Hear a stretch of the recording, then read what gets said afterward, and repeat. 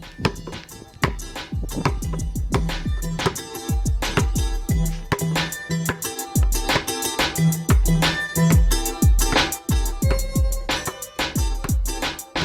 Hoop Heads Podcast is brought to you by Head Start Basketball.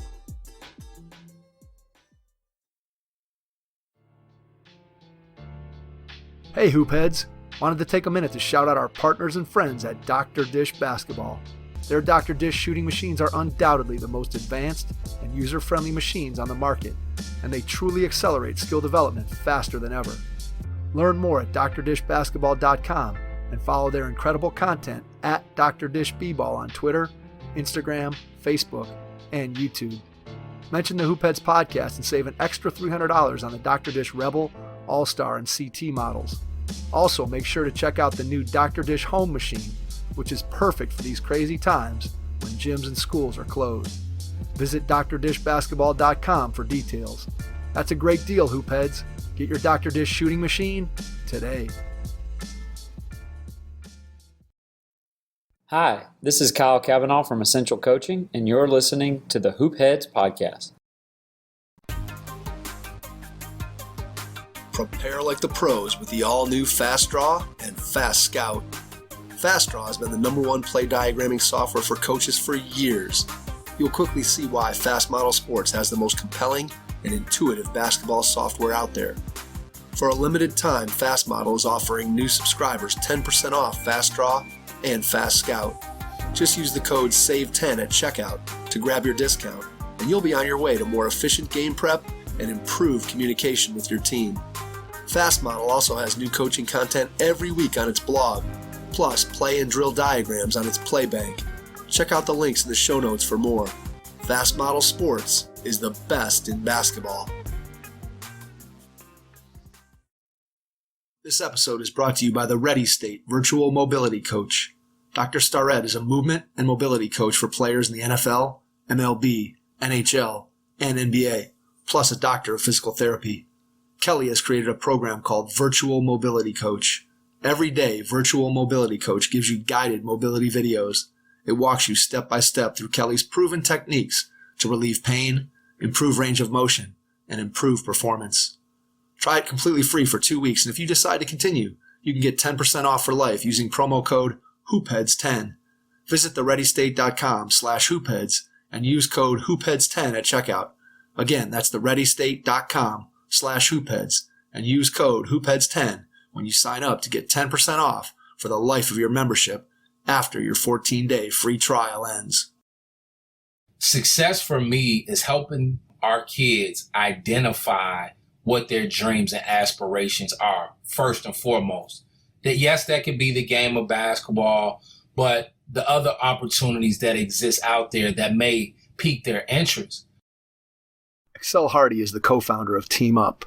Team Up is a nonprofit organization that exists for the purpose of empowering youth to become self-sufficient leaders and contributors to their communities. As the founder and CEO, Hardy is responsible for the overall implementation and execution of the organization's mission to provide youth and community with programs and resources that promote life skill development, healthy living, and education. Hardy has also served as Director of Membership Programming for the National Basketball Retired Players Association. The NBRPA is a charitable 501(c) nonprofit organization with a two-pronged mission to assist former NBA, Harlem Globetrotter, and WNBA players in their transition from the court into life after the game, while also positively impacting communities and youth through basketball. Prior to joining the NBRPA, Hardy founded and served as president and CEO of the Evolution of Advanced Minds. TEAM. Team was established to connect fledgling small businesses, aspiring artists and entertainers, and athletes with the resources necessary to actualize their career goals. Team and its affiliates collectively provided expertise in management, marketing strategy, and business development. We recently launched the Hoopheads Mentorship Program. We believe that having a mentor is the best way to maximize your potential and become a transformational coach. By matching you up with one of our experienced mentors, you'll develop a one-on-one relationship that will help your coaching, your team, your program, and your mindset. The Hoopheads Mentorship Program delivers mentoring services to basketball coaches at all levels through our team of experienced head coaches. Find out more at hoopheadspod.com or shoot me an email directly, mike@hoopheadspod.com. Our roster of shows is growing, so don't forget to check out all our other podcasts on the Hoopheads Pod Network, including Thrive with Trevor Huffman, Beyond the Ball, the CoachMaze.com podcast, Players Court, Bleachers and Boards, The Green Light, and our team-focused NBA podcasts, Cavaliers Central, Nuck If You Buck, 305 Culture, Blazing the Path, #Lakers, Motor City Hoops, X's and O's NBA Breakdown, Spanning the Spurs, LA Hoops, The Wizards Hoops Analyst, and At the Buzzer. We're looking for more NBA podcasters interested in hosting their own shows centered on a particular team. Email us info@hoopheadspod.com if you're interested in learning more and bringing your talent to our network. Grab some paper and a pen so you can take notes as you listen to this episode with sports executive and entrepreneur, Excell Hardy. Hello and welcome to the Hoopheads Podcast. It's Mike Klinzing here with my co-host Jason Sunkel. And tonight we are pleased to welcome to the podcast Excell Hardy, entrepreneur, sports executive, and dream facilitator. Excell, welcome to the Hoopheads Pod. It's a pleasure. It's a pleasure to be live with you guys. How you all doing today? We are doing great. We are so thankful that you decided to take some time out of your schedule to join us. We want to dig into all the interesting things that you've been able to do throughout your career that have had an impact on the basketball world. So let's start by going back in time to when you were a kid and describe for us some of your first experiences with the game of basketball. How'd you fall in love with the game when you were younger? Absolutely. So that's a great question. So I grew up in the south side of Chicago, in the inner city, and basketball really served as the backdrop for everything that we did early on in our youth. It was a safe haven. It was a gathering spot. And it really set the foundation for learning and meeting new friends early on. And that really established my love for the game of basketball. And so as I grew up on the south side of Chicago, I really fell in love with the game of basketball really in junior high. In junior high school before moving to the south suburbs to attend high school. And just being in the inner city, there are so many legends and greats that have come out of the city, specifically on the south side. And some of those greats were one of my mentors early on who took me under the wing was a Sonny Parker, whose son now, Jabari Parker, plays in the league. Then you had greats such as Mark Aguirre, Tim Hardaway, and obviously one of my favorite players of all time, Isaiah Thomas. And just hearing about the stories of these legends growing up in the city was something to be proud about in terms of saying, hey, I'm from where these legends are from. And that really helped me fall in love with the game of basketball in a whole new way. So did you spend your time as a kid, I'm assuming you grew up on the blacktop playing basketball, unlike today where a lot of kids, because of the AAU system and the things that we have, seems like kids have more access to gyms today than probably you or I ever would have had as a kid. So did you spend most of your time on the playground growing up with the game? Absolutely. It was all blacktop all day, every day for me. Like going indoors, the prestige of, I guess, what that is now for the kids today, we had that same level of excitement for getting out on the blacktop.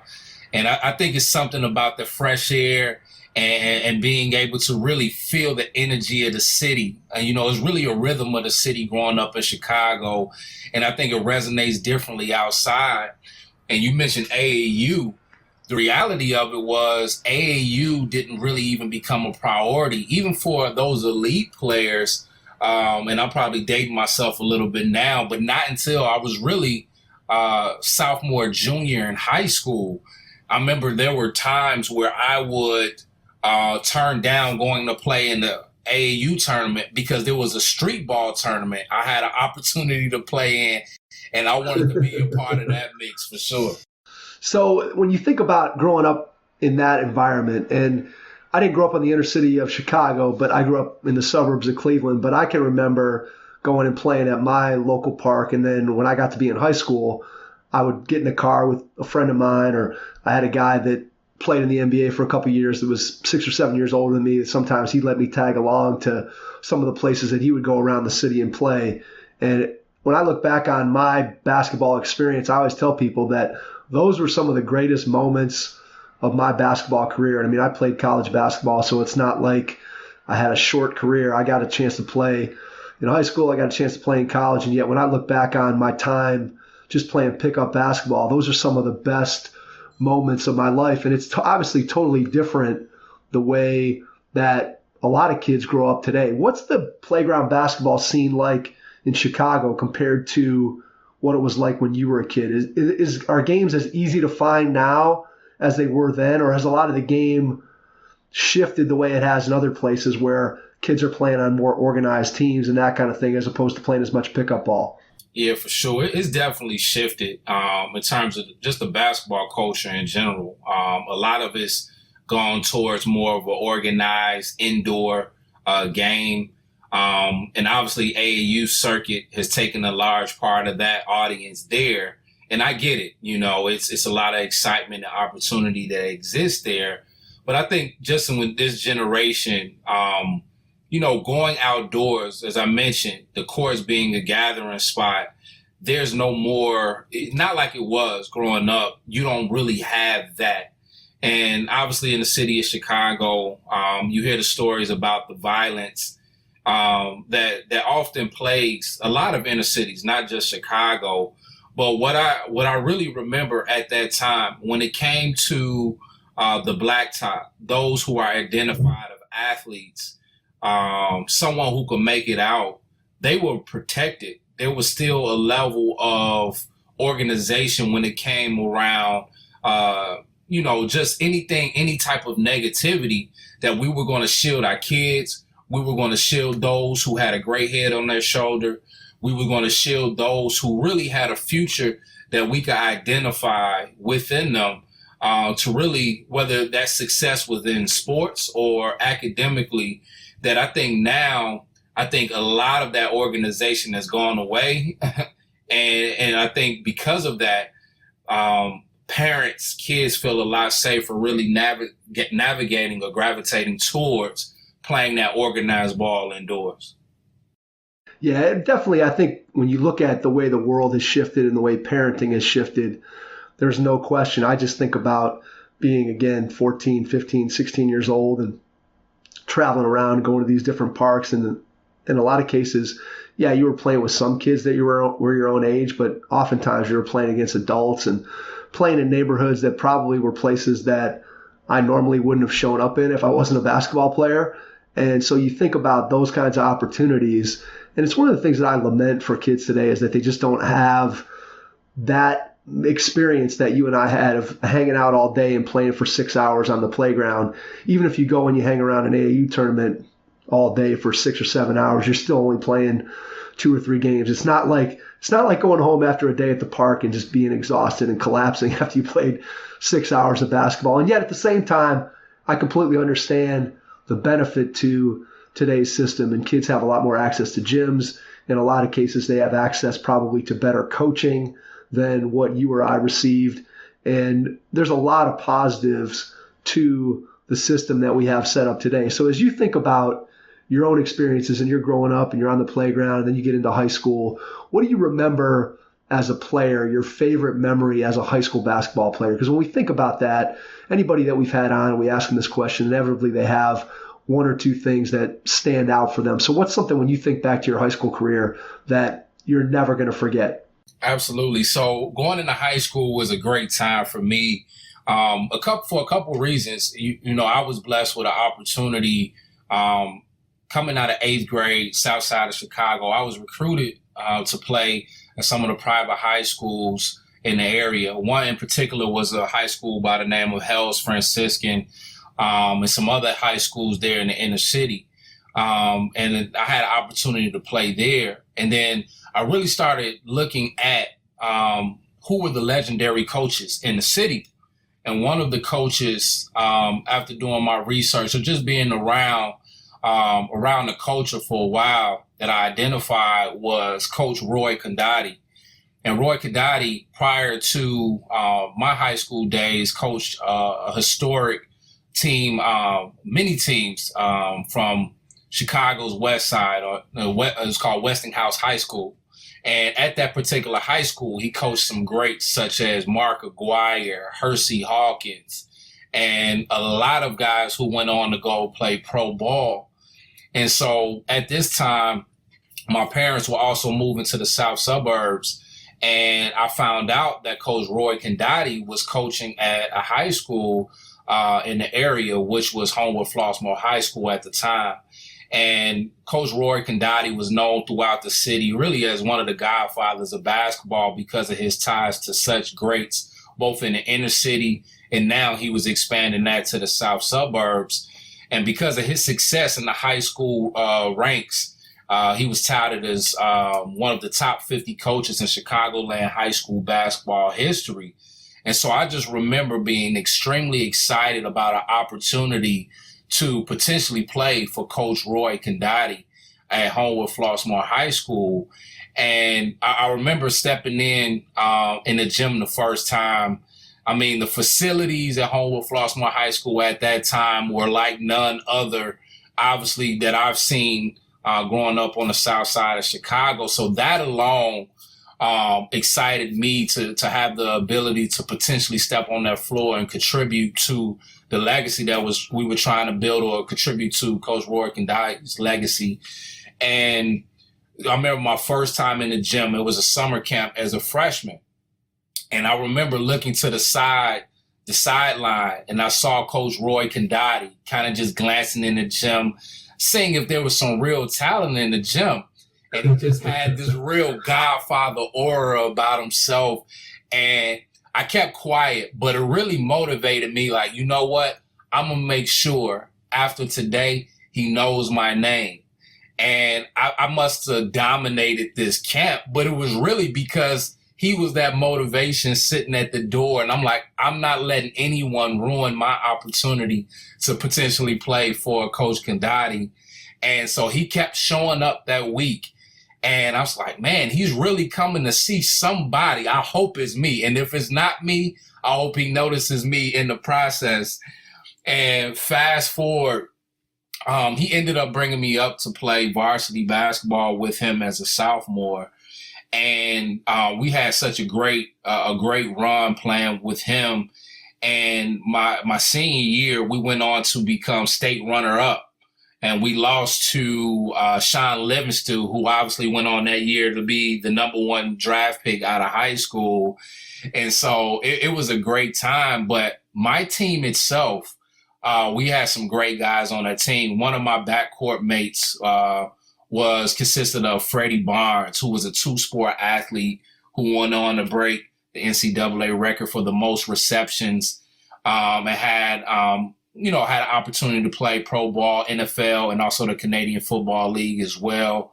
Cyrus Tate, who went on to play at the University of Iowa 10 plus years overseas.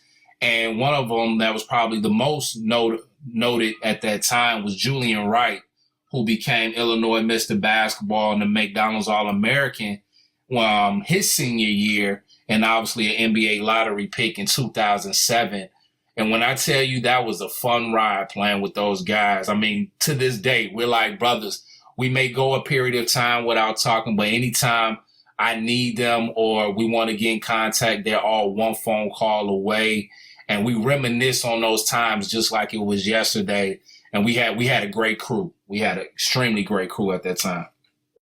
That's amazing. I think that when you look back and you start talking about your teammates and the bonds that you put together when you go through those experiences, there's nothing like it. And when you get an opportunity, as you said, I think that that's one of the things that's very, very interesting to me, both with whether it could be teammates or just friends that you've had for a long time. You can go for a year, 2 years, 5 years and not talk to that person, and suddenly you talk to them and it's like you're right back in that moment, and everything that you shared previously just comes flooding back, and it's like those years melt away. And I think that's one of the things that sports has the power to do, and being teammates just allows you to have those bonds that it's just such a strong emotional thing that goes on a team that it's really, really difficult to duplicate that in any other walk of life. I always have this conversation with my wife, actually, talking about, making friends as adults. And yeah, you can make friends as adults, but you just don't go through the same level of emotion and just such intensity that you do with sports and teammates or even with friends when you're a kid. And those lifelong friends, I tell my own kids this all the time. I'm like, make those lifelong friends now and enjoy your teammates and try to be the best teammate you can be, because as you said, those are people that are going to stick with you for the rest of your life. And to me, that's one of the most valuable pieces of high school athletics that I think people overlook. Absolutely. I think you hit it right on the head. And I think just in my household alone, some of the character traits that I've learned, not only in my household, but growing up playing street ball on the south side of Chicago, you really identify with those who are high in character, hard work, and dedication, because those end up being the guys that you want to partner with or team up with on the court, not understanding that these are some traits that are transferable to other aspects of your life. And I remember, and it didn't hit me till late, perhaps my senior year or after I was reflecting beyond high school, that one of the most important things that you just mentioned that I realized that I felt I had a gift that it was unique to me was really my ability to cultivate great relationships, not only with my teammates, but just throughout the administration and every stop, whether it was grammar school, high school, college, and beyond. And one of the things that I noticed that attributed to my ability to develop and cultivate these relationships was my dynamic of understanding. I grew up in the south side of Chicago, and then I moved to the south suburbs. So the culture, the people were vastly different. I didn't see a difference, but what it allowed me to do was to really adjust and get to know people in a very different way with very vastly different backgrounds. But I really remember during that time, how can I connect with them in a very authentic way? Want to help build these relationships, but I wanted to build relationships that was built on trust, respect, where we could really motivate and push one another to be the best versions of ourselves, not only on the court, but beyond the court. And I took that personal each and every day because I wanted to be that guy that my teammates, administration, anybody that I came in contact with could really count on, depend on, to show up. And even in their absence, they knew exactly who I would be in their absence. And that was so important to me and something that I developed. It's like, man, this was something that really carried me on to other aspects of my life, basketball and my career as well. All right, so I get that once you get to be a high school athlete and you start really thinking about that, even that, you're probably way ahead of the game compared to most high school kids in terms of your thought process.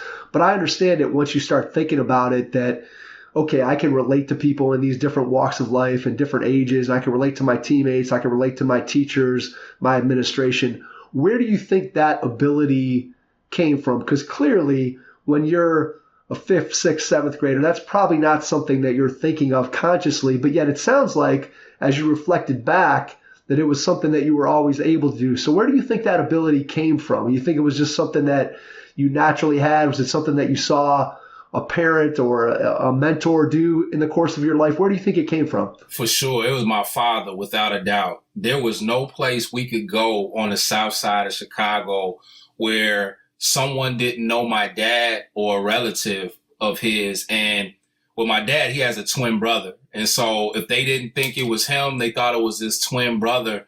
And they had a huge family. I think it was 13 or 14 brothers and sisters sprinkled all over the south side of Chicago. You can always find a Hardy somewhere.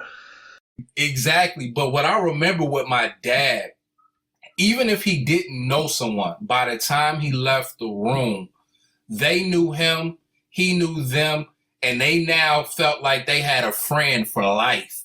And my father, he just had this warm personality, or has this warm personality that everyone wants to get to know. Even if they didn't want to talk, didn't feel like having a conversation, he just had this energy and this aura about himself that really helped people let their guards down, open up, and begin conversations. And I mean, really detailed, personal conversations.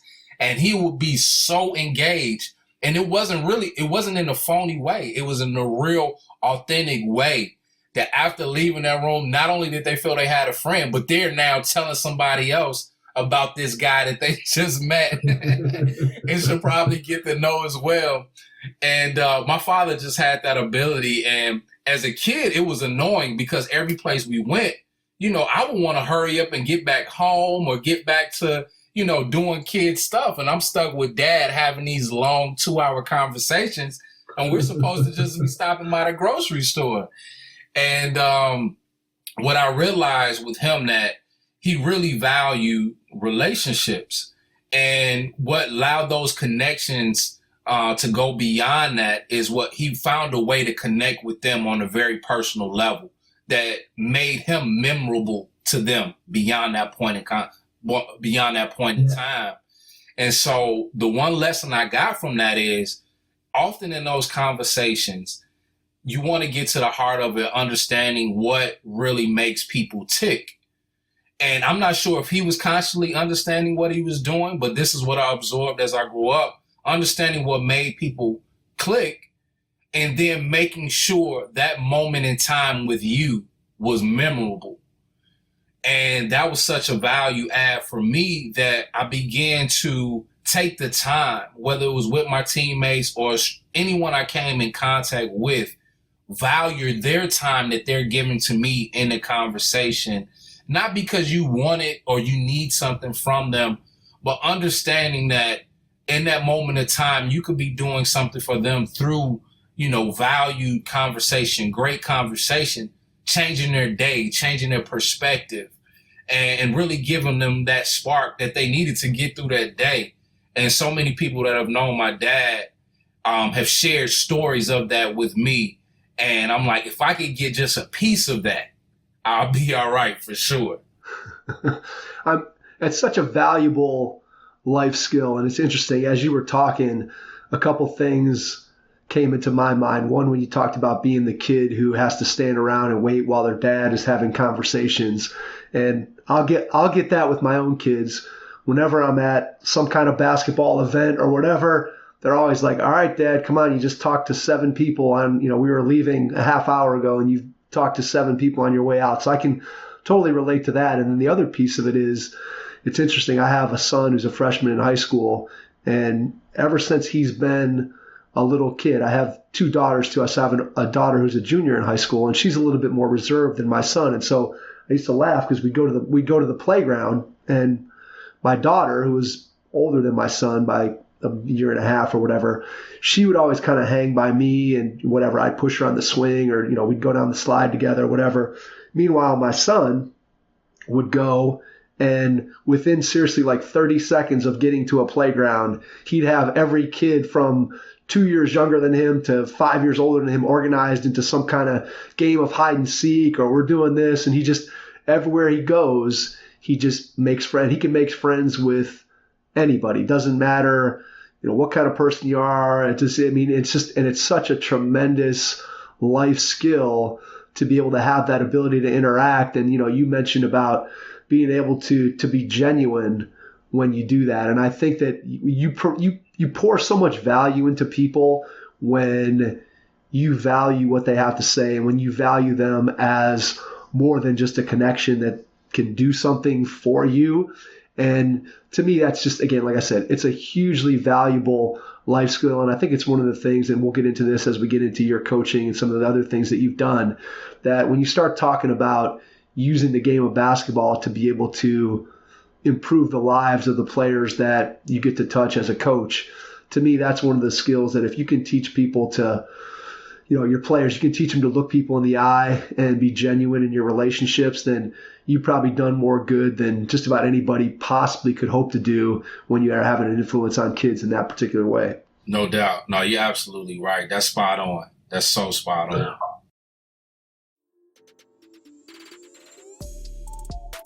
Hey, hoopheads, we all hate ankle sprains, and they happen way too often. Ankle injuries are the #1 sports-related injury. Arise is trying to change that.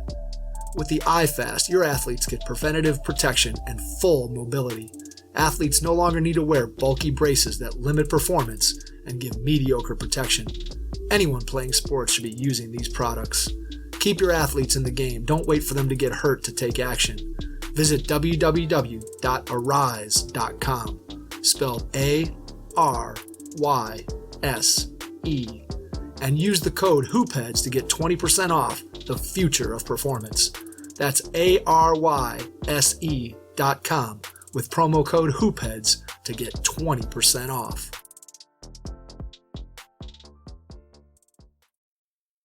All right, so as you start thinking about these things and you start realizing that you sort of have this ability to be able to move up and down with different types of people and be able to interact not only with your peers but with adults and be able to have this kind of positive impact, what are you thinking about in terms of, as your high school career is ending, what does it look like, your decision to go to college? Talk a little bit about your recruitment and when you went to college, what you had in the back of your mind that you thought you might want to do with your career moving forward.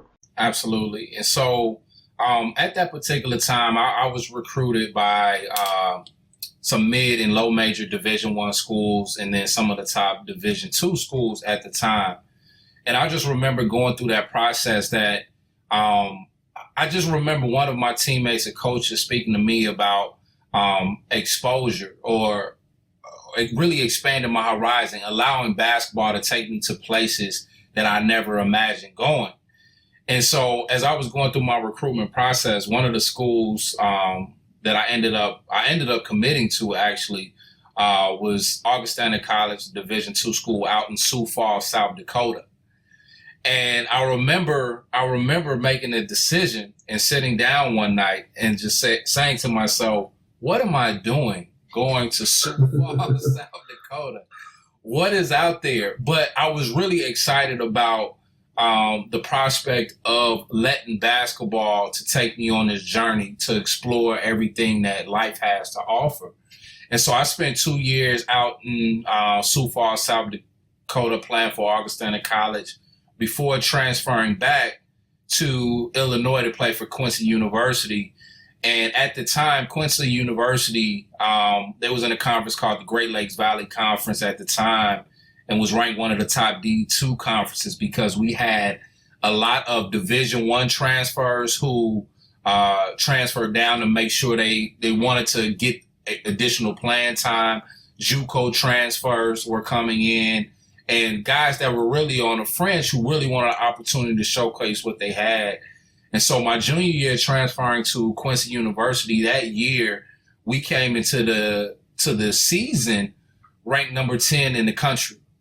And I remember that ride, that team was so well put together or orchestrated in the terms of having two players at each position who could really not only compete, but on any given night could lead the team in any statistical category. And one of our lead guys was our center. His name was Joel Box. He transferred D2 from New Mexico State. And he was just a horse, man. He was a great player. And we had some great guys. A couple transfers from Southern Illinois there in Carbondale. And so I was really comprised of these guys who were really D1 talents, but was hungry for an opportunity to showcase what they had. And we went on an unbelievable run that year where we made it to the tournament, the D2 tournament.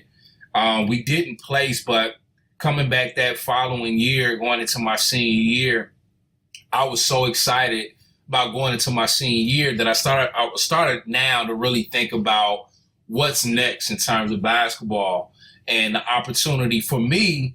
Obviously in high school, grammar school, it was always I want to play in the NBA.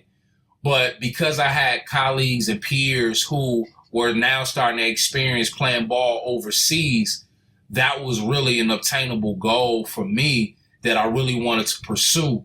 And so I was preparing for that my senior year. I felt I trained, I prepared like never before. And I just remember our first exhibition game that year was against the University of Illinois. And I remember the coach at the time, Bruce Weber, I believe it was at the time, also was recruiting slightly recruiting myself and one of my centers out of high school. We did a visit, did all of the camps there. They ended up going with another player. But in my mind, I'm like, you know what? Tonight, I'm going to show him why he should have sent me that offer letter a couple years back. And there was 5 minutes into the game. I felt great. 5 minutes into the game, they had a 7-foot guy. I forgot what his name was. Ends up breaking my nose, concussion. I'm done for the rest of the game. And I remember waking up in the back. It's Coach Weber. He says, Hardy, this wouldn't have happened if you was on the other side of the court. That's all I remember, just coming to him standing over me and making those comments. I don't know whether to be excited that he still knew who I was or upset at the fact that I'm sitting here with these circumstances. And so, needless to say, with that injury, I had to sit out. I had to sit out the rest of the exhibition season. And I ended up having a really solid senior season at Quincy University. But it was something that started to really weigh on me in terms of playing pro ball overseas. I started to think about this life where I started to have friends who were making that leap, turning pro, both in the NBA, some in MLB. Again, these are guys that I played high school ball with or just knew from the city. And they all had we really had a mutual respect for one another. And I began, as I had conversations with them, and they began to share some of the obstacles that they faced making the transition, lack of trust, wishing they had somebody from a business standpoint who they could really lean on to help them navigate that transition from being a student athlete to being a professional. And, you know, they would share this information with me. And I remember waking up one day saying, I want to be that guy that really connects with these athletes, who's a trusted voice, and he can help them navigate this space of what it really means to manage becoming a student athlete, becoming a professional, managing finances, managing family in that process, and still stay focused on the main thing, which was the game of basketball. And so that's when I began to think about the business of basketball, the business of sports. And it clicked. I said, you know what? That same passion that I have for the game of basketball is really starting to elevate in terms of being attributed to the business of basketball for those people around me. And that led me on my career path where I started to do, I was offered an opportunity to come back to my college if I didn't go play pro ball by my coach to come back as a grad assistant. And I took the opportunity because I wanted that transitional time to really get an understanding of what my next step would be from a career path. I knew I wanted to be an entrepreneur, but I also wanted to be in this system, that system being the league, the NBA office, and understanding the inner workings there, just so I could offer that information up. And I began to do some independent marketing work for some former NBA players, really helping them transition to life after the game. And that led to an introduction to the NBA Retired Players Association, where I got my first break as a sports executive, providing support for NBA and WNBA players in their transition to life after the game. So what does that job look like? What are you doing day to day when you're in that job working with retired players? Just give us a feel for what you would do for those players. What were some of the things that you tried to help them with as you were easing their transition into retirement, and then as you helped them to maximize their time once they were out of the game? Absolutely. So one of the things that was my job with the association was really identifying and starting to engage, those players who we've identified have had a long career, are starting to prepare or soon will prepare for retirement, in addition to those who are already retired that are looking for support either in the areas of finance, health, career transition, or degree completion. So with the Retired Players Association, one of my main jobs day in and day out was, one, to identify the needs of our players on a massive scale. That way we could make sure that we are providing the right types of programs, either enhancing the ones that we already have or developing new programs to meet their needs in those four areas. Again, that was health, education in terms of their degree completion, finance, and career transition. And so during that time, I had a great opportunity to really engage and meet some incredible athletes, guys that I grew up idolizing, really had an opportunity to really get to know them on a personal level, understanding the psychology that goes into I'm a pro athlete, but now I'm really preparing myself for life after the game. I don't know, and the psychology that goes into that I've identified in that role was there's some level of anxiety, sadness, or really insecurity that's hard for these athletes to avoid as they start to look at shedding the athlete label and something that they've worn for since they were kids, obviously proudly over the years dedicating their lives to their sport. So how do I then begin to identify myself outside of the game of basketball? And what I realized was this is the same process, maybe not to this extent, but this is the same process that collegiate athletes go through as well. When your time is up and it's that gap where you're trying to figure out, well, I wake up every day, I've trained for this moment, but what happens when there's no game to prepare for anymore? How do I identify with myself? Well, I've always been known as the player who plays for this team, and that player that being, and for those who've had great success, they were idolized just for being that guy. And so they were afraid to step away from it because they didn't know who they were outside of the game of basketball. So it was my job to identify where maybe some of those fears and anxieties exist. And really what it brought me to was developing some key elements to help athletes transition to life after the game.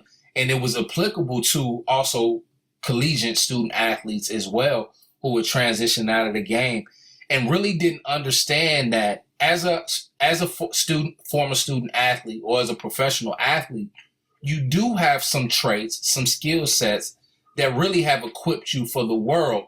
You just haven't identified with them yet. And one of the things that I really leverage or identify to get them on that pathway of identifying who they were, aside from the sport, was there were a couple things. One, I made sure that athletes are so locked in to having this schedule. Every day, you got workouts at this time. You may have 6 a.m. workouts. You may have another 3 p.m. workout. You know exactly when your meals are, your diet. And because when you retire from the game or transition from the game, oftentimes athletes are lost because there's no longer this schedule that they have to abide by.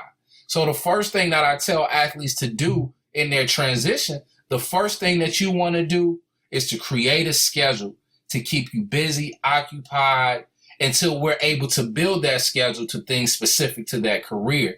Because that idle time is often when the depression, the anxieties kick in because you're no longer locked in to a routine. And so that was one of the first steps that I've identified with athletes. Hey, we have to develop another schedule. And that could be, hey, I'm going to still wake up at 6 a.m. I'm going to work out. The next thing I'm going to do is develop some hard skill sets that may be transferable to a job. I'm a coach. Anything that could fill that time while we're looking for that career, identifying that second career. And then the second thing that I know that athletes lean on is their ability to have a coach, someone who's going to guide them and hold them accountable for being the best version of themselves that they can be. similar to that in that transition, just as a coach, is a mentor. Find somebody, identify areas of interest that you may or may not have, but identify someone who's a mentor.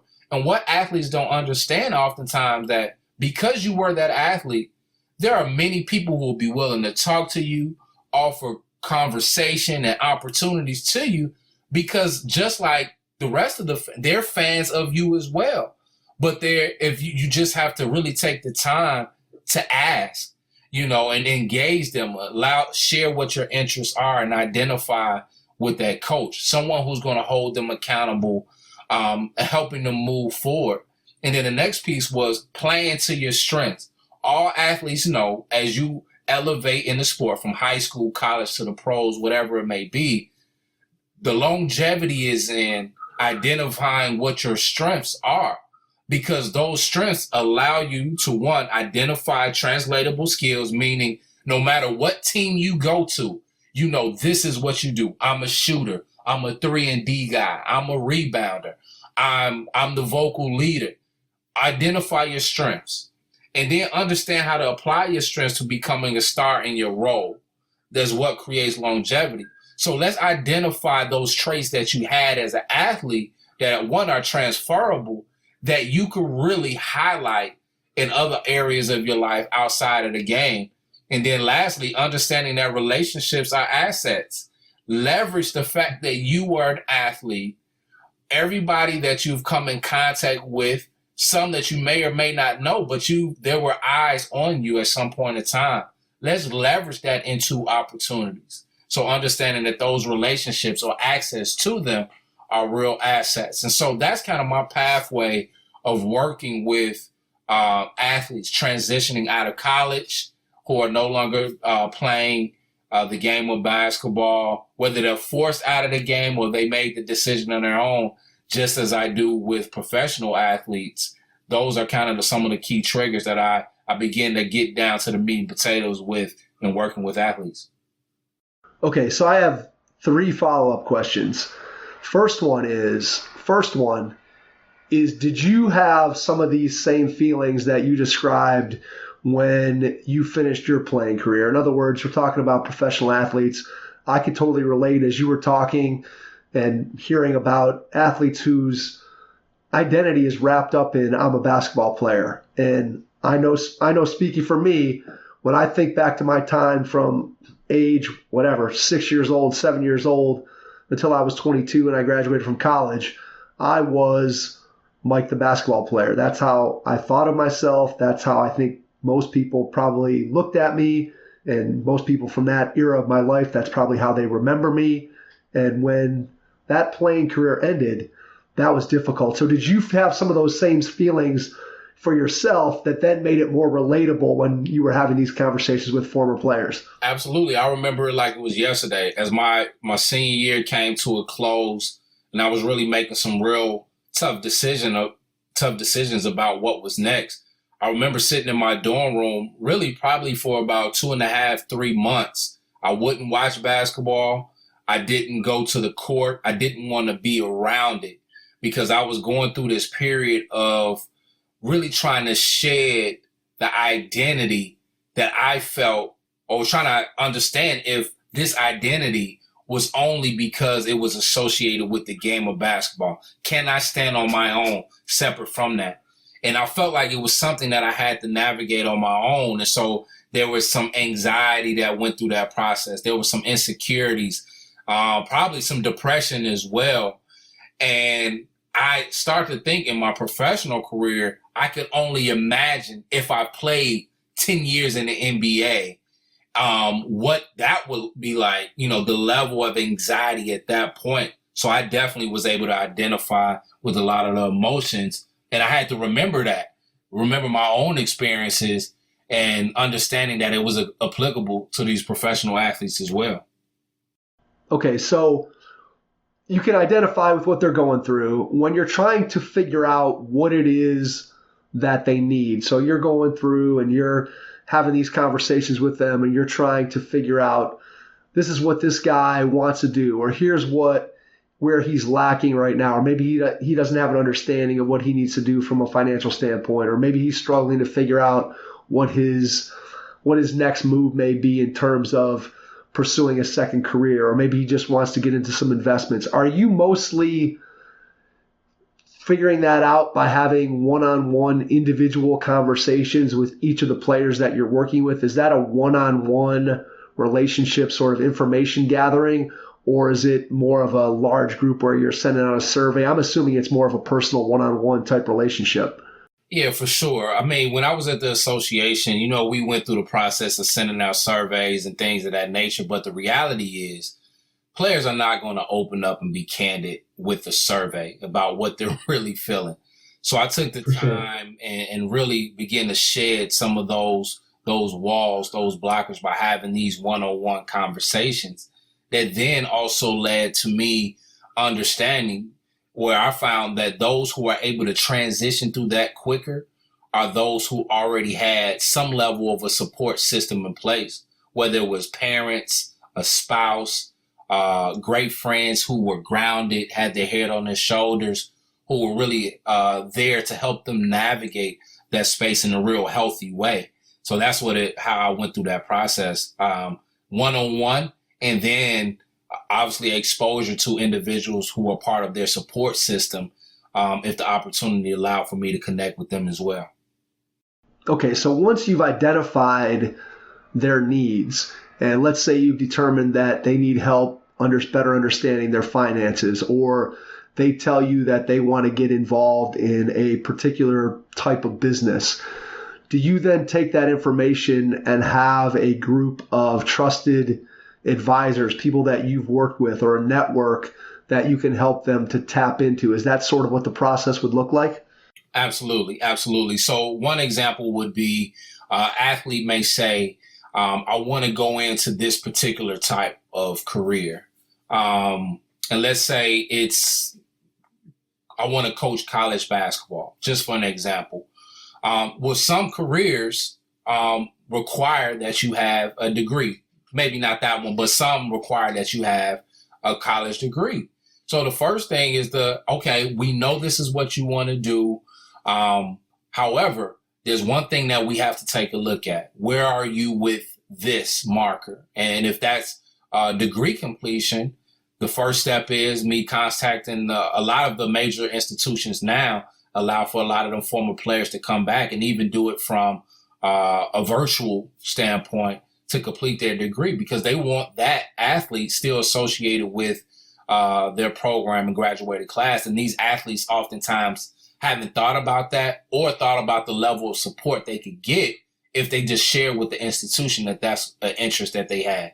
So I'm able to do a lot of the groundwork and connecting the dots with them, an academic advisor at the institution, as well as one that works outside of an institution to support them through that process. From a financial standpoint, we're never beholden to an entity, a financial institution in that regard, but more so individuals who are highly vetted to provide financial education, financial literacy, to guide them through, help them identify issues that they've had that I've been able to uncover through my fact finding, to help them identify with it and what the solutions will be. And then we put a host of opportunities in front of them in terms of taking the right steps to, whether it's to alleviate some financial issues that they've had. We put some vetted opportunities in front of them to take next steps. So how do you vet those opportunities? Is that you? Is that a team that you put together? Is that when you were back working for the league? Was that something that the league was assisting with? How did you put together that list of trusted advisors that when you knew a guy or a girl had a particular need, how did you know who the right people were to connect them with? Absolutely. So when I first started, it was definitely through the league office. But those that stuck around were those who were more rooted in, I'm going to approach this from an educational standpoint and helping to educate the athlete, opposed to looking at it from how can I help monetize the situation.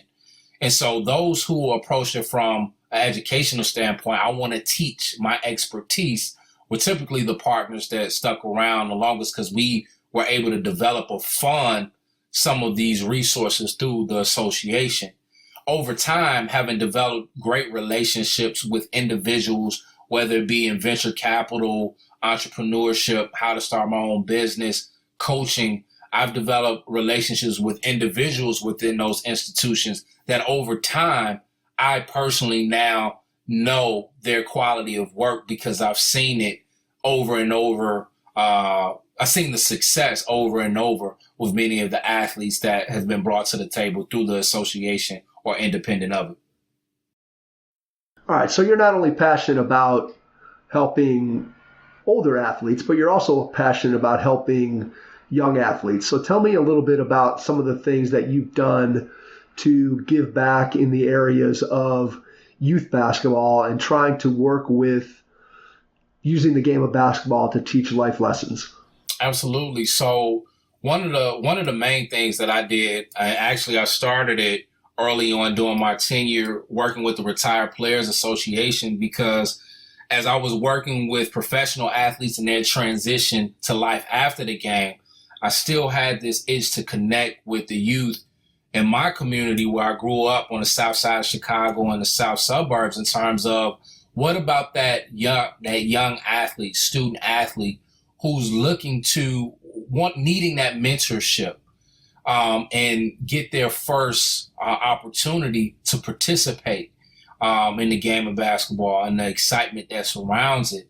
And there were a lot of organizations popping up, some that were great, but I felt there was something unique that I could offer with my relationships. And so what I did was I launched an organization, a nonprofit organization called Team Up.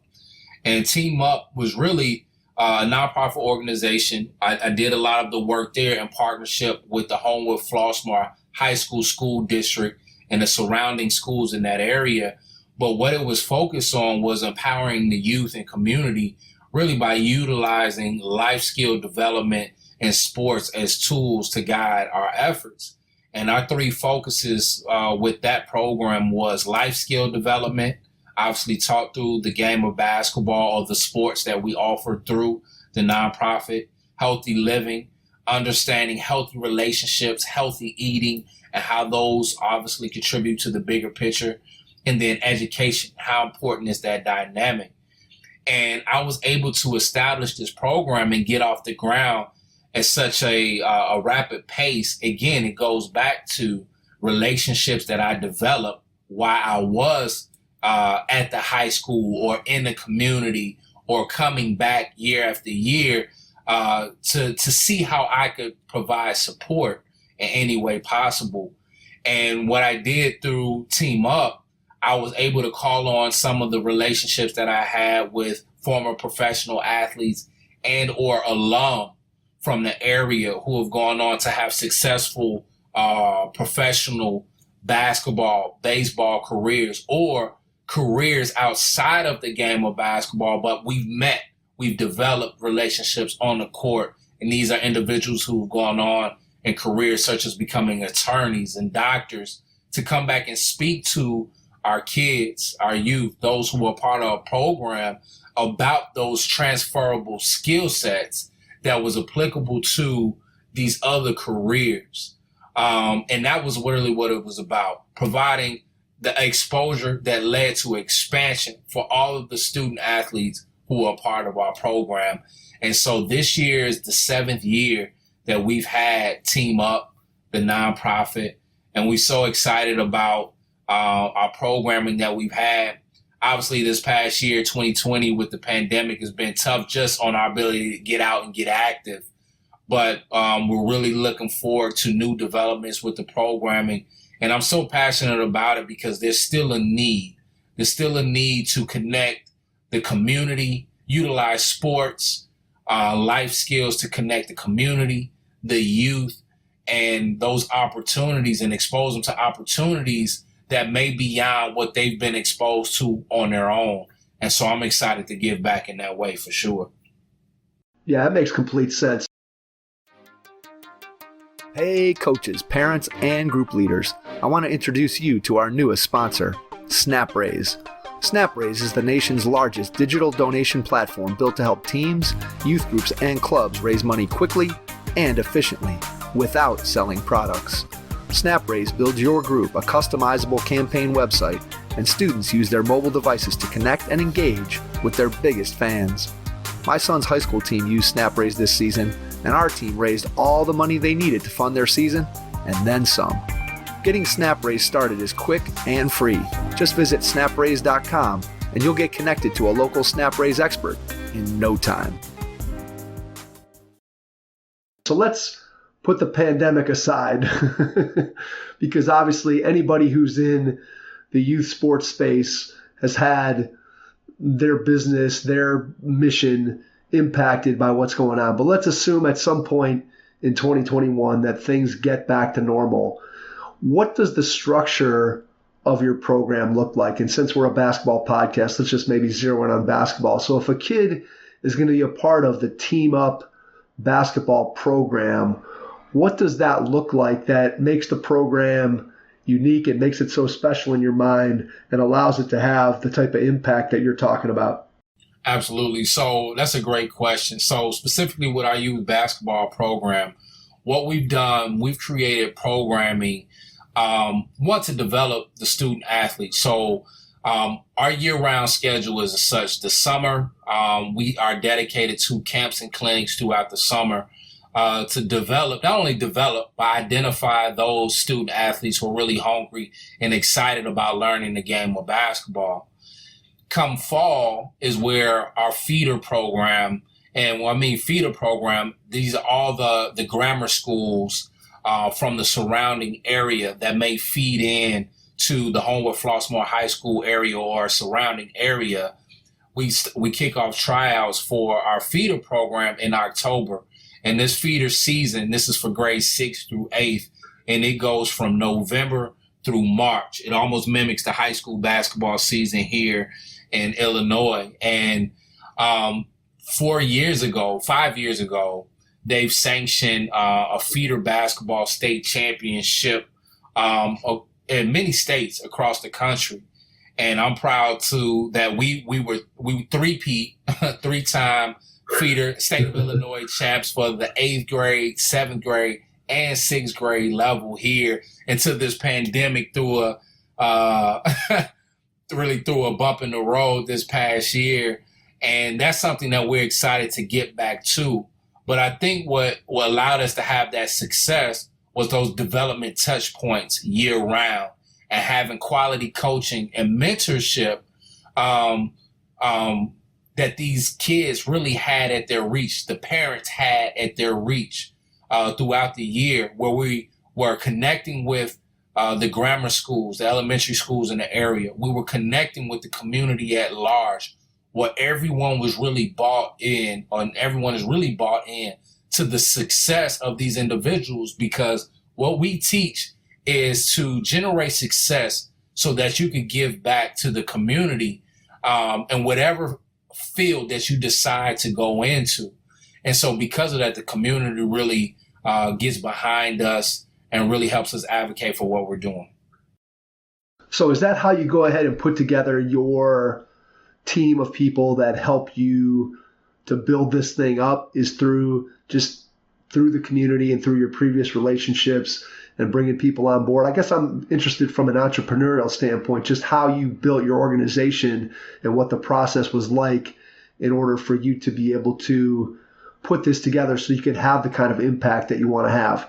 Absolutely. So my structure is such. My partner actually in this venture is actually one of my high school teammates that was a part of my state runner-up team. And by trade, by day, he's an attorney. And so from a legal standpoint, having him as a partner and also passionate about the community, that helped me form the structure of the business itself. And then from there, in identifying what a board of directors looked like, I wanted someone who represented the school district.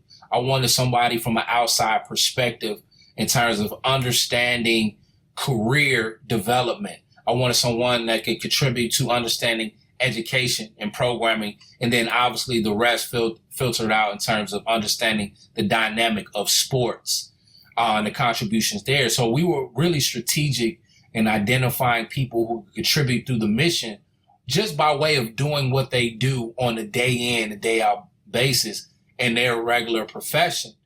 And then having the ability to identify businesses, business owners, not only just in the state of Illinois, but throughout the community that will want to contribute, partner, sponsor what we're doing. And that help eliminate some of the financial burden that will then fall on the kids and their parents to have an opportunity to participate in programming that we provide. And that really helped me build a nucleus, an infrastructure to provide support for us as an organization, but also the individuals who are within our program. And our success on the court then opened the eyes. And when I felt comfortable enough from our ability to really have some successful players on the court in terms of people who may have a real future in the game of basketball, I could really call on some heavy hitters in terms of trainers, potential or scouts, college coaches, and really give them a heads up early on some really up and coming talent from the Chicagoland area. So able to expose the kids and really helping my contacts do their job or get the heads up on some sure talent that's coming out of the Chicagoland area. So it's that back and forth. And it's been great for our infrastructure and continuing to build on that. And then now what I'm looking for 2021 and beyond that we started to do was now raising the awareness of our organization and the athletes that we have with brands such as the Nike and Adidas that they will want to get behind and support because we provided a track record of success and sustainability. What advice would you have for somebody who's running a basketball program that wants to make it about more than just basketball, that wants to incorporate teaching life skills and using the game to improve the lives of the athletes who are part of the program? Could you give somebody some advice about trying to incorporate that particular aspect into your program? Absolutely. The main thing goes back to something that I mentioned earlier is understanding the needs of your audience. And so if it's a community or a certain group of kids, understanding the dynamic, whether it be within the household, the family structure, academically, where are the needs that exist, community, what are the trends that exist? Because if you could fill a void, fill a gap specific to where needs exist, they're going to identify you as a value add. And the word is going to spread and your organization will be able to grow leaps and bounds because you're bringing value to the table. Yeah, I think that value add is something that when you look at, especially the last, let's say, 5 years or so, the number of basketball programs, I'm sure you can attest to this in Chicago and anybody else who's in any major city, the number of basketball programs, and you can define that however you want, but they've exploded in terms of numbers, and it becomes almost commoditized in a certain way where it's like, well, what program do you play in? Well, I play in the one that's right down my street, or I play in the one that offers practices at the time that I'm available, or it's easier for me to carpool. And it doesn't become about the quality of the program because they're all kind of nameless, faceless programs that, what's the difference if I go here or I go there? And I think that the next frontier, so to speak, is doing a program like what you're talking about, where it's, basketball is an important part of it, but there's also these other components that allow us to impact kids in other ways besides just teaching them how to shoot a layup or work on their crossover dribble or have them be exposed to scouts, because there's a lot of people out there that can do some of those things. It's really, I think, about having a greater impact on, and again, not just for the best of the best, but what about for the kid who's the 10th man on a 5th grade team who may never get a chance to play college basketball. Heck, they may not have a chance to play high school basketball, but you still want your program to have a positive impact. And I think that's one of the things that We talked about it off the top when you shared about your high school experience and the connection that you had with your teammates. Team sports can do so much for you, yes, on the court or on the field, but can also do so much for you off the court or off the field if the program director, the coach, whoever it may be, maybe it just takes one individual within a greater program to just step up and use the game to be able to teach. And that's one of the things that we've really tried to push out there as part of our podcast. And when we talk to coaches at all levels, we always try to pull out from them is, what do you do to have an impact on your student athletes besides just on the floor? And I think that's what I hear you saying, is that by differentiating yourself, not only are you having an impact, but then I'm sure there's also a business component where it does differentiate you from those nameless, faceless organizations, of which we know there are a lot of them out there for sure. Absolutely. Absolutely. And at the end of the day, my goal with the kids that come through our program, and you mentioned it in my introduction, we talk about a dream facilitator and what that means. And I've done it for professional players in their transition as well. But even more so for the youth, is success for me is helping our kids identify what their dreams and aspirations are, first and foremost. That yes, that could be the game of basketball, but the other opportunities that exist out there that may pique their interest. But from that, the next step is, okay, now I have this dream, but what steps do I take, coach, to take my first step to achieving that dream? And that's what dream facilitation is all about. One, helping them identify it, but two, helping them understand the steps that it takes so they know this is something that if I follow this pathway, I can achieve exactly what I've been dreaming about.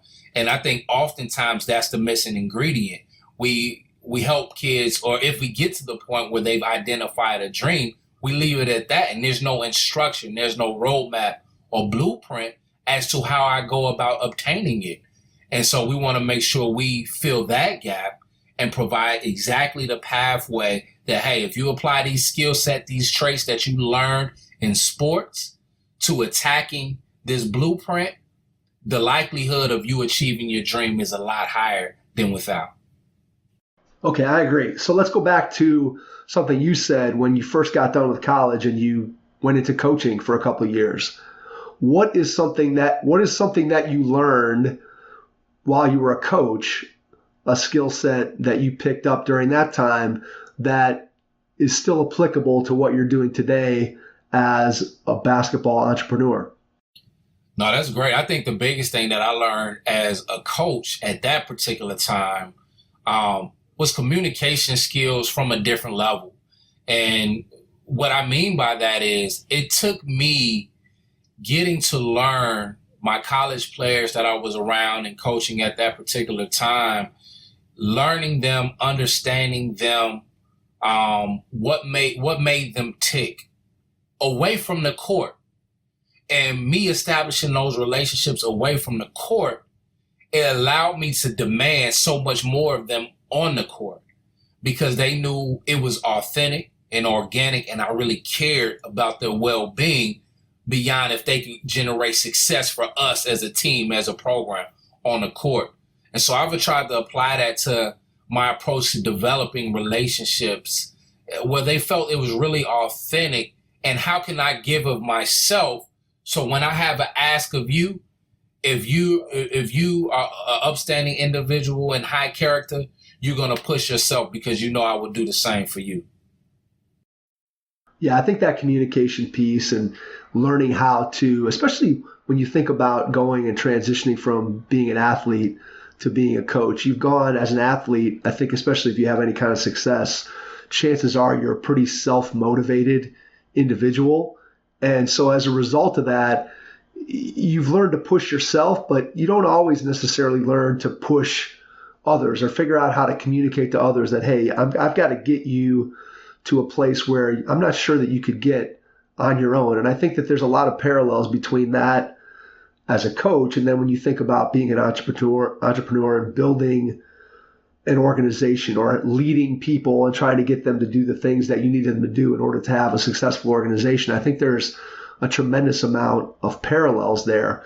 So when you look forward with the things that you're doing now, and I'm sure just in the short hour that we've known each other, I can already tell that your wheels are probably turning right now with ideas and things that you have in mind that you want to do moving forward. So when you look ahead in the next couple years, what are some of the things that you see down the road, either that you're going to add on to what you're already doing, or maybe you have some new ideas in the works that you'd like to try? So just give me an idea of what your future is going to look like over the next couple of years, if it's something that you want to or you can share.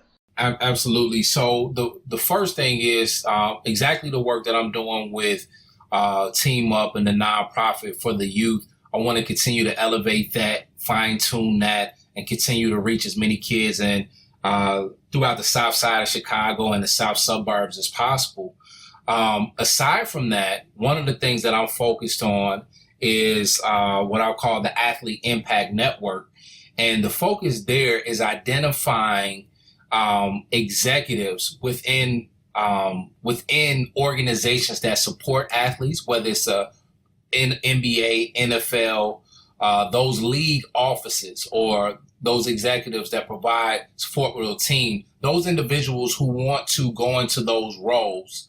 I want to make sure that they are identifying a network or part of a network that can help them develop, generate exposure, and prepare them from opportunities to provide support, not only for those organizations, but the athletes within those organizations who are essentially the audience. So specifically what I mean is a lot of these athletes, and we're talking about it now because it's a hot button in terms of diversity and inclusion and opportunities for instance, Black and minority executives to have roles within league offices and team offices to support, to provide support or their expertise or their perspective and contribute that to the bigger picture.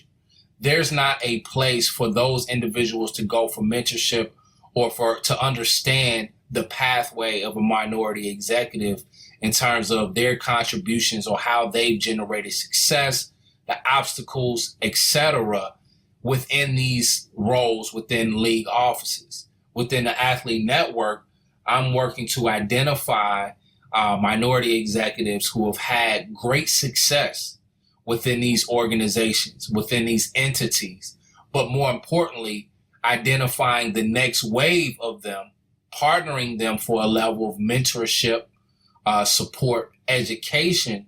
So when opportunities do exist, I'm happy we have the ability to say we have not only identified, but qualified individuals who can step into those executive roles and provide support for teams and league offices across the country. Gotcha. So it's kind of a back and forth. You're providing a service for the executives themselves by providing mentorship and training for them and helping them to understand the pathways. And in turn, you're also then helping the leagues to fill their spots with qualified candidates that are going to help those organizations to grow and continue to prosper. And so it's kind of a win-win situation there, correct? All right. So I want to ask you one final question, going back to your time working with retired NBA players.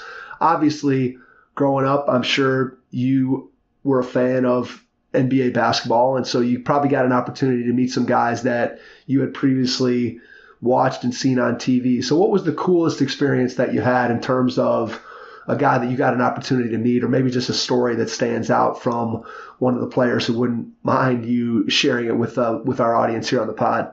Yeah, for sure. I think one of the biggest stories that sticks out to mind most was, I believe it was 2012, I believe it was All-Star Weekend in Houston. One of the individuals that I reported to within the NBA Retired Players Association, his prior job was he spent 20 plus years with the Lakers. Then he went on to work directly for Magic Johnson Enterprises. And so he made sure that in Houston, obviously Magic is a big ambassador for the game of basketball and NBA. So we knew he was going to be there at All-Star Weekend. He said, X, I'm going to introduce you to Magic. I'm going to make sure you're kind of his guy, helping him once he's checking into the hotel and has everything that he needs to get this weekend off to a great start. So I'm excited. I'm excited about this. I'm trying not to show it. There are probably only 2 players that I've really fanned out or would fan out about. Magic Johnson is one for sure. The first thing he does is he brings Magic into the room to meet me. And one of the things that Magic did, he made me feel like I was the guy and he was the fan being introduced. And you know, it shocked me to the point where I was speechless. And so we're having this dialogue and this conversation, and he's just the coolest guy, normal guy. And then the next thing was I took him out to get checked into the hotel. And it just is, you know, I'm trying to navigate him through this hotel where people are not, you know, going crazy, right? So I get him to the desk safe and sound, and we need to get his key in his room situated. And so the lady asked for the name, and I'm sharing the name, but I'm trying to keep it low in terms of telling what name it is. And so I tell her the name, and she sits there. She never looked up. Then she said, you know, she repeated his name. Then she looks up. She just starts going, wow. She's in tears. She's going crazy. And Magic walks around the desk. He goes behind the desk. He gave her a hug, and he thanked her. And what I learned from that moment was, in terms of while he's so successful today, is because, one, he values relationships. He understands that those moments, that he's making those moments memorable for those individuals, and he's appreciating that because those are individuals who helped him become who he is. And because of that, I guarantee you, he's done that 1,000,000 times over. So anytime he picks up the phone and has an ask of someone, because he took that time out in that moment, they're willing to do something for him over and over. And at that moment, I knew that's why he was different from a lot of the guys that were in the league. Some who felt they were prima donnas, not even with half the resume that he has. I said he has this unique trait. He understands the value of relationships, how to cultivate them, how to make those moments memorable and magical for the person that's on the other side of the table, where you're willing to do anything for him. And I said, I'm sure that's what's attributed to his success in life after the game, for sure. Absolutely. I mean, I think that takes it back sort of full circle in our conversation, where you talk about, I think about a guy like Magic, who obviously anywhere he goes, he's recognized. Anywhere he goes, he creates that same type of frenzy of people like, oh my God, there's Magic Johnson. I can't believe that's Magic Johnson. And at a certain point, those of us who are not that famous, it's hard to relate to what that must look like. I mean, you can maybe spend 10 minutes with Magic and see all the reaction that he gets as he walks through a hotel lobby and think, oh, this is pretty cool.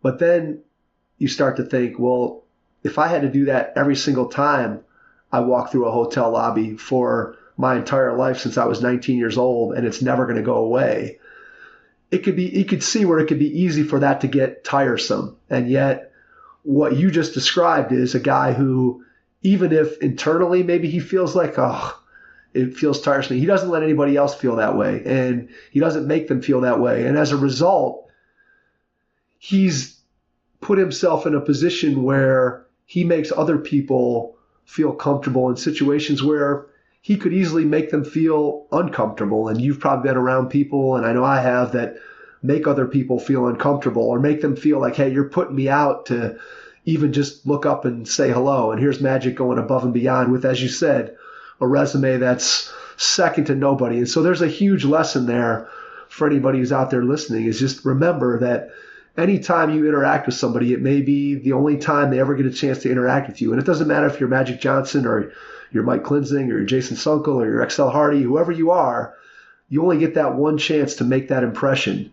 And I think it's a great piece of advice to look, if you have a chance to make a good impression, why not do it? And that's what I take away from your story. No, I appreciate that. You're spot on. You're spot on for sure.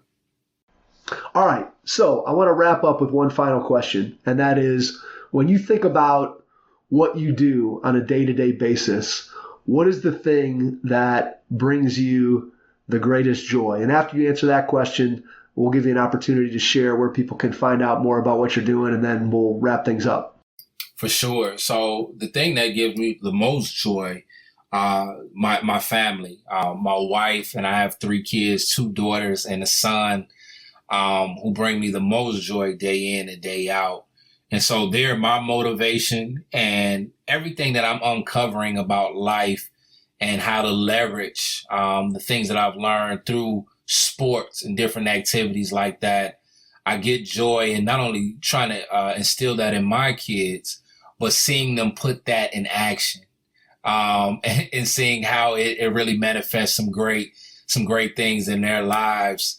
And second to that will again be my ability to serve whether it be an executive coach or a youth coach, and supporting what I call, again, dream facilitation, whether it's be for a professional athlete or a student athlete. Anytime I can help somebody identify what that goal, what that dream is, and help them in terms of assisting with the steps, identifying the blueprint, and then seeing them put that in action and take actionable steps to obtaining it, that brings me joy day in and day out. So I love to serve, man, and any opportunity I get to do so with those audiences, it brings me so much joy. I love that. It's a great answer, and I think it came through loud and clear tonight on the podcast, and everything that you talked about, how passionate you are about serving others, whether it's retired NBA players or whether it's third grade basketball players. Trying to have a positive impact, to me, is what it's all about. And clearly you feel the same way. Before we get out of here, I want to give you a chance to share where people can find out more about you, what you're doing, how they can reach out to you. So if you want to share social media, website, email, whatever you want to share, the best ways for people to find out more about you, connect with you, and then I'll jump back in and wrap things up. Absolutely. The best place to follow kind of my journey and my successes was probably Instagram and LinkedIn. So in terms of Instagram, my icon, my hashtag or what have you is at Driven to Excel, Driven the number 2, Excel with 2 L's. And that's where I kind of highlight my journey and my engagement in terms of the work that I do most. And then on LinkedIn, obviously, Excell Hardy. And I'm laying low because I'm working on something I kind of alluded to earlier in terms of the Athlete Impact Network that I'm excited about. But I'll be sure that I give your audience and you a heads up and share it, because I'm really excited about what we have coming down the pipeline. Terrific. It sounds like an awesome opportunity for you and for the people that get a chance to be involved in it as well. So we cannot thank you enough for spending some time with us tonight, Excell, and just jumping on and sharing your story and really digging into all the great things that you've been able to do. So we appreciate that. We don't take your time lightly. And anytime we have a guest that comes on and is able to impart some of the wisdom that you were able to impart to us, we're always thankful for that. And to everyone out there, we appreciate you listening, and we will catch you on our next episode. Thanks. Excell, nice job. Nice job, my man. If you have an existing podcast or are looking to launch your own pod but aren't sure where to start, the team at My Podcast Manager can help. Our podcast team works behind the scenes so you can do what you do best. We'll help you launch your podcast, make it sound great, and free up your time for the more enjoyable parts of podcasting. If you're ready to put your podcast editing, production, and promotion on autopilot with a trusted team of podcasting professionals, visit mypodcastmanager.com to get started. Thanks for listening to the Hoop Heads podcast, presented by Head Start Basketball.